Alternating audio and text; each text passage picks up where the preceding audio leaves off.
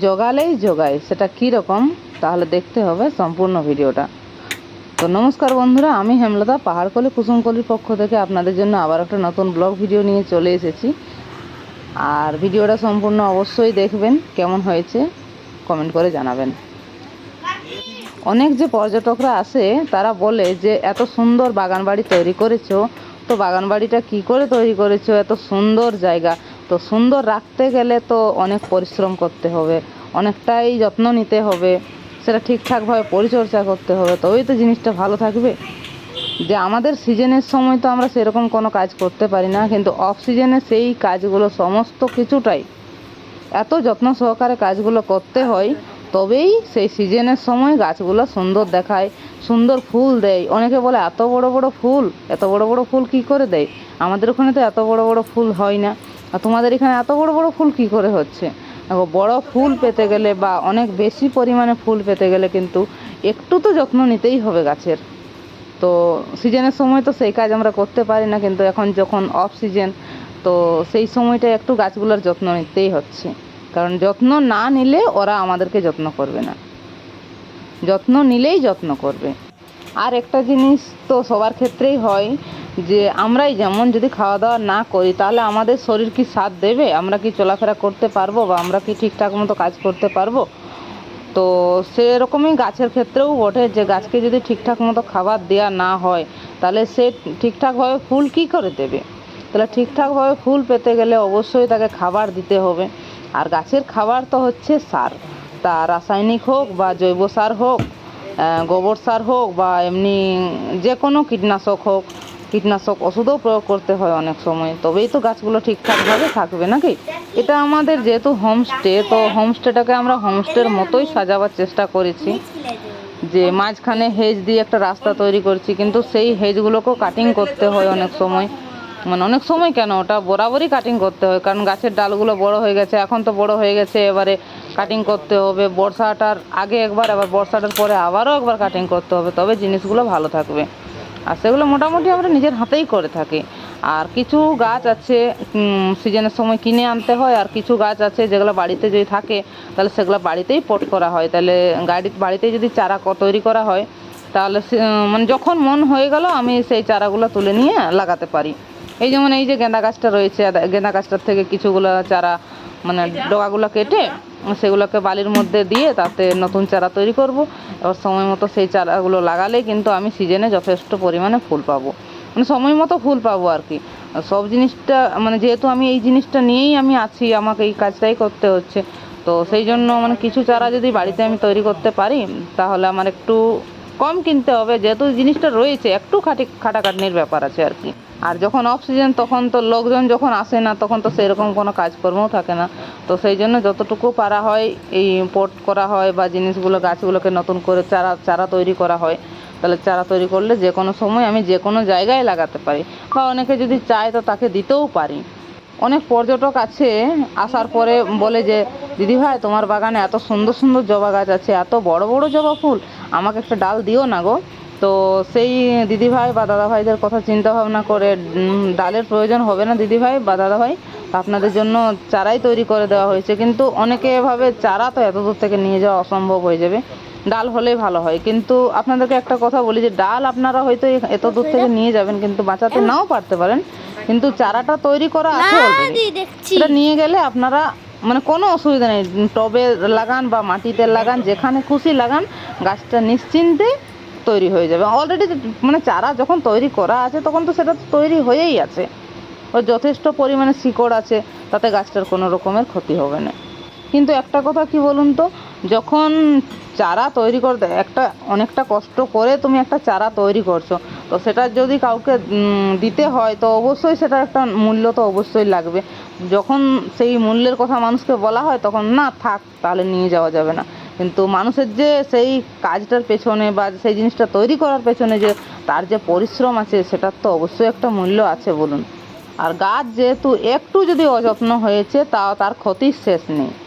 আর আমাদের সিজন তো হচ্ছে মোটামুটি শীতকালের সময়, মানে আগস্ট থেকে শুরু হয়ে যাবে, আপনার সেই মার্চ মানে দোল অবধি টানা চলতে থাকে। আর তখন যেহেতু শীতকালের সময় একটু আবহাওয়াটাও মোটামুটি ঠান্ডা থাকে, আর গাছের সেরকম তখন জল দিতে হয় না, তখন যা হোক 2 দিনে 3 দিনের মাথায় একদিন দিলেও চলে। কিন্তু এখন যে গ্রীষ্মকাল যেহেতু, ওই জন্য শুধু সার গোবর দিলেই হবে না, তাতে কিন্তু সময় মতো জলও দিতে হবে। অনেক সময় কি হয় না যে সকালবেলা একবার বিকালবেলা একবার 2 টাইমেই জল দিতে হয়, কারণ সকালবেলা হয়তো জল দিয়েছেন কিন্তু দেখবেন যে বিকাল হতে হতে আবার গাছগুলোর অবস্থা সেই নেতিয়ে গেছে, একদম মানে নুয়ে গেছে, কোনো গাছের সেন্স নেই। আবার বিকালবেলা যদি জল দেওয়া হয় তাহলে সেইটা রাতের মধ্যে আবার সকালে মোটামুটি গাছটা নিজের মানে ইয়ের মধ্যে সেই ঠিকঠাক অবস্থায় ফিরে আসে আর কি, দেখতেও মোটামুটি সুন্দর লাগে। মানে এইরকম অবস্থা। তো এতটা পরিশ্রম করার পর সেই গাছটা যদি কিছু কেউ যদি নষ্ট করে তাহলে কষ্ট হয় না বলুন? তা মানুষে হোক বা কোনো ছেলেই যদি একটা ডাল ভেঙে দিল তাতেও অনেক কষ্ট হয়। আর আমাদের গ্রামাঞ্চলে যেহেতু ছাগল রয়েছে, গরু রয়েছে, মানুষের অনেক রকম জিনিস রয়েছে, কিন্তু সেই ছাগলেও যদি মানুষে একটা সাধারণ একটা গাছের ডগা যদি খেয়ে দেয় তাহলে সেই গাছটা আবার নতুন করে তৈরি হতে অনেকটা টাইম লাগে। তো যখন এত কষ্ট করে করা হয় তারপরে যখন সেই জিনিসটার ক্ষতি হয় সেটা কিন্তু ঠিকঠাক ভালো লাগে না, অনেকটা আরও বেশি মনটা খারাপ হয়ে যায় যে এত কষ্ট করে করলাম, হায়রে সেটা জিনিসটা নষ্ট হয়ে গেল। তো যাই হোক, সকলের ভালোবাসা আশীর্বাদে কাজগুলো মোটামুটি করে যাচ্ছি, ঠিকঠাকই আছে। আর আপনাদেরকেও বলবো, যারা গাছের প্রতি যাদের বেশি ভালোবাসা বা গাছ যারা বেশি পছন্দ করেন, হয়তো ফুল লাগাতে চান, কী করে লাগাবো বা কী করে এত ফুল পাবো বা যে জিনিসটা আমার ভালো সতেজ সবুজ কী করে থাকবে, তাহলে তাদের উদ্দেশ্যে বলি যে একটু যত্ন নিন, যত্ন নিলেই গাছেও কিন্তু যত্ন করবে। আর এই যে এত গাছগাছালি রয়েছে বলে গ্রীষ্মকালে আমাদের এইখানটায় বসতেও কোনো অসুবিধা হয় না, একদম ঠান্ডা। আপনারা তো এসি ঘরের মধ্যে রয়েছেন, কিন্তু আমরা এই যে প্রাকৃতিক একটা এসির মধ্যে রয়েছি, সেই যে ওয়েদারটা সত্যিই অতুলনীয়। আর যারা বাড়িতে চারা তৈরি করতে চাইছেন, যে হয়তো আমি কোনো জায়গা থেকে 2টো ডাল নিয়ে এসেছি সেটা বাড়িতে লাগাবো, তো সেই লাগাবার আগে আপনাদেরকে একটা প্রসেস বলে রাখি যে আপনারা যদি বালির মধ্যে সেটা কিছুদিন রেখে দেন, সেটার মধ্যে শিকড় গজাবে, তারপরে যদি লাগান তাহলে কিন্তু গাছটা তাড়াতাড়ি হবে আর কি। এই দেখুন, এই যে একটা গামলার মধ্যে আমিও দিয়েছিলাম, গামলাটা সেই জলের মধ্যে থেকে থেকে গামলাটা একদম নষ্ট হয়ে গেছে, তো ওটা চেঞ্জ করে নিচ্ছি। কারণ আমার তো সবসময় একটা চারা তৈরি করার জিনিস দরকার হয়, কিছু কিছু গাছ অনেক সময় চারা তৈরি করতে হয়। আর ওই যে আমার সামনেই রয়েছে কিছুগুলো, দেখুন পঞ্চমুখী জবার চারা কিন্তু অলরেডি আমি রেডি করে রেখেছি, যদি কারো প্রয়োজন হয় অবশ্যই পেয়ে যাবেন আমার এখানে আসলে। আর এই বালি দিয়েই কিন্তু আমি চারাগুলো প্রথমে তৈরি করি, যে কোনো ডাল হোক বা যাই হোক। তো আপনারা যদি বাড়িতে চারা তৈরি করতে চান তাহলে অবশ্যই কিন্তু সেই বালির মধ্যে যদি করেন তাহলে সুবিধা হয় আর কি, তাড়াতাড়ি গাছটা তৈরি করতে পারবেন, শিকড়টা তাড়াতাড়ি হবে। আর শিকড় যদি হয় তাহলে সেই গাছটা নষ্ট হওয়ার চান্স কিন্তু খুবই কম থাকে। আর এখন যেহেতু কিছু জিনিস পরিষ্কার করলাম, আর কিছু টব ছিল যেগুলোকে মাটিটা আবার ঝেড়ে গাছগুলো নতুন করে মাটি দিয়ে দিলাম, কারণ সেই টবগুলোতে প্রায় 2 বছর খানেক হয়েছে, এত পরিমাণ শিকড় হয়ে গেছিলো যে টবগুলোতে জল দিলে কিন্তু জল একটুও থাকতো না। তো সেই জন্য টবগুলোর মাটিগুলো চেঞ্জ করা হলো মোটামুটি। তো সেই সঙ্গে এই যে গেঁদা গাছ রয়েছে, সেই গেঁদা গাছগুলোকেও পট করা হচ্ছে। আর সঙ্গে রয়েছে আপনার কিছু পাতাবাহার। আর গেঁদা ফুল তো জানেন আপনারা, সেই শীতকালের ফুল, তো এখন যদি সেই জিনিস চারা করে না রাখা হয় তাহলে তখন খুঁজলেও তো পাওয়া যাবে না। যাই হোক, নার্সারি থেকে পাওয়া যাবে, কিন্তু বাড়িতেই যখন রয়েছে সুন্দর ফুলগুলো, তো ওই জন্যে বাড়ির গাছগুলোই কিছু চারা করে রাখলাম। আর সুন্দর সুন্দর ফুল পেতে গেলে একটু আগে ভাগেই গাছগুলো লাগালে ভালো হয় আর কি। আর বিভিন্ন ধরনের ফুল রয়েছে, বিভিন্ন সময় ফুলগুলো ফোটে।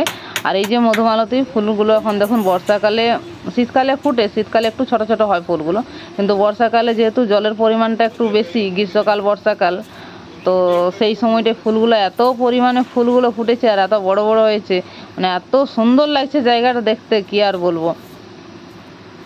আর এই যে সামনের টবগুলোর মাটিটাও ঝেড়ে নতুন গাছ লাগালাম, আর এখানে কিছু পাতাবাহারের গাছ লাগানো হলো।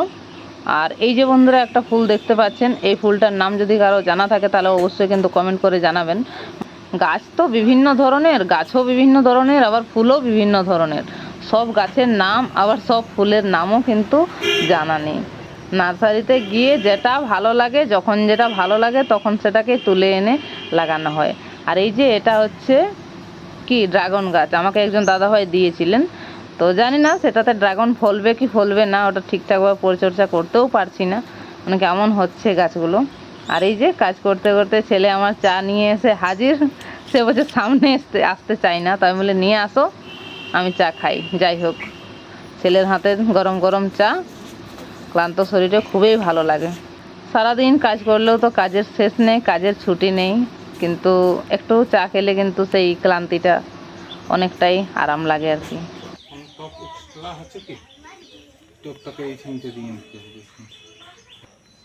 এদিকে নাই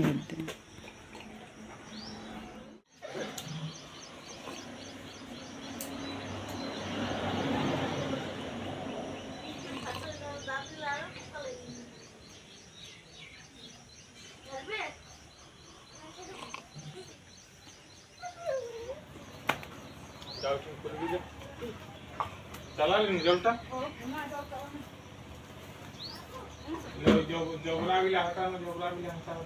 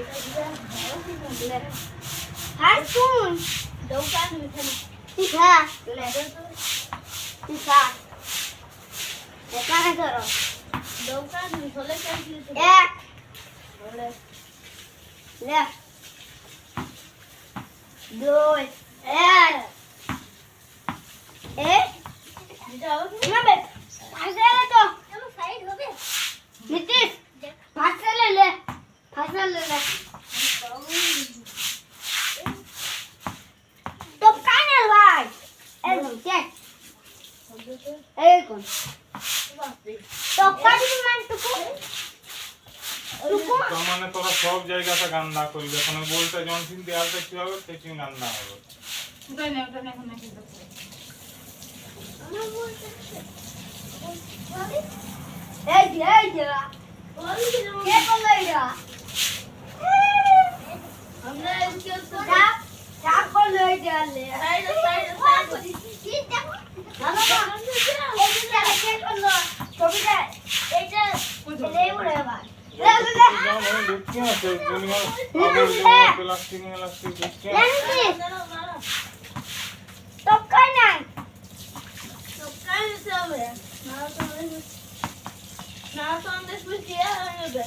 করছি আমি তুই ঝাঁটিয়ে